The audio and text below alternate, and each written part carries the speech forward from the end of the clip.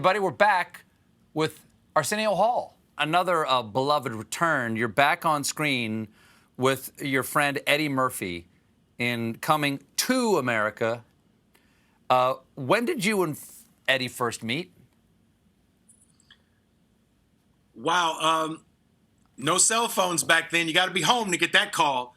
And I was at the crib, and Keenan Ivory Wayans called me, and he said, "We're all going to hang out tonight, man. Eddie's in town, and he's got to work on his Tonight Show set at the Improv. So let's all meet at the Improv." And we all got to the Improv, and I think Eddie and Damon were the last ones to arrive separately. And when Eddie walked up, he's just staring at me. We're out at a parking meter in front of the Improv, and he's looking at me. And I said, "Hey, how you doing, man?" And he didn't say anything. And Keenan said, his mother told us that you all looked alike. So, and Eddie's staring at me, and he says, "Yo, brother, you don't look like me." And replace brother with your favorite inner city slang.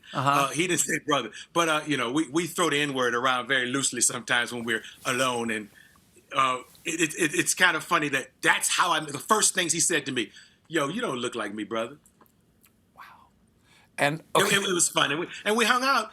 I remember him walking up to me with a yellow pad, and he had an idea on the yellow pad, and it was the Coming to America idea with no barbershop. It was just a fish out of water situation where two guys come to America looking for a woman, and he had been going through these changes where his life was changing, his career was changing, and he was like, "Man, it's hard to find a woman who just digs you for you, man. You almost have to meet her in disguise." And that gave him an idea, and he said, African, comes to America, wow. He's royalty, and he wants to meet someone who doesn't know he's royalty. That idea came from his real life. Why did it take more than 30 years for a sequel?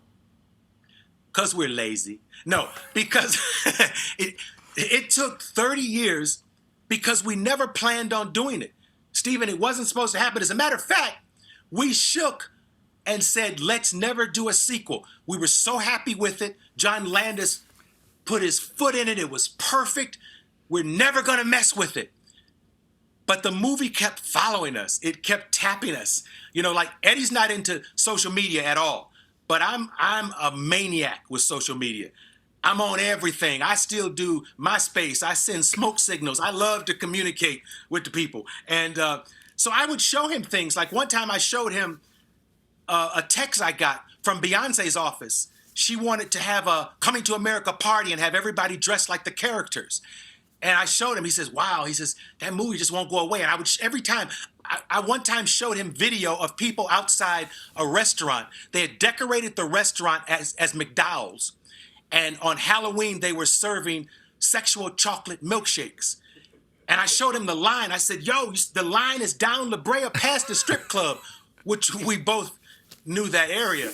And so every time I would show him something. And then one time, when he finally decided we should do it, he came up with the idea.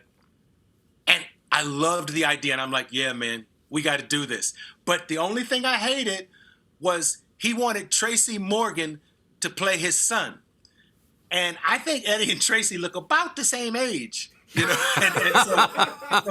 Well, you do. But he's Eddie Murphy. He's Eddie Murphy, so you have to say it easy. Sure. And I what I did is I did it in joke form. I said, "Hey, maybe the third one, Morgan Freeman can be your son." And he laughed. And he said, "Yeah, let me think about it. But I want Tracy in it because I love Tracy, and everybody loves Tracy." Well, we have a clip here. Can you tell us what's going on? If it's the clip I think it is, I'm talking to myself because I'm a very lonely Zamundan. I think Simi is actually talking to Morris the barber. So I might be two people in this scene. All right. Jim? So what you doing back here, idiot, I mean? I've just discovered that I may have a son here in this land. How much child support is she getting from? The king pays no child support. No child support for 30 years and you came back? You was a dummy. Well, Arsenio, it was really great to meet you. Thanks so much for being here. This was a lot of fun, man, and keep doing what you're doing, dog. And thanks. When I was in Atlanta and my special on Netflix came out, Your people invited me, and we'd never met, and obviously I couldn't leave Atlanta then, but I really appreciate that, man. And thanks for having me today. Well, Tonight. I've wanted to meet you for a long time, and please give my best and my thanks to your mom. Absolutely. I'm going to send you this. I'm putting it in FedEx. Please, and I hope to see you when we have an audience so they can enjoy this as much as I did. I would love to come to the Ed Sullivan Theater, dog. You can see Coming to America on Amazon starting Friday, March 5th. Arsenio Hall, everybody. We'll be right back with a performance by Celeste. Thanks, man.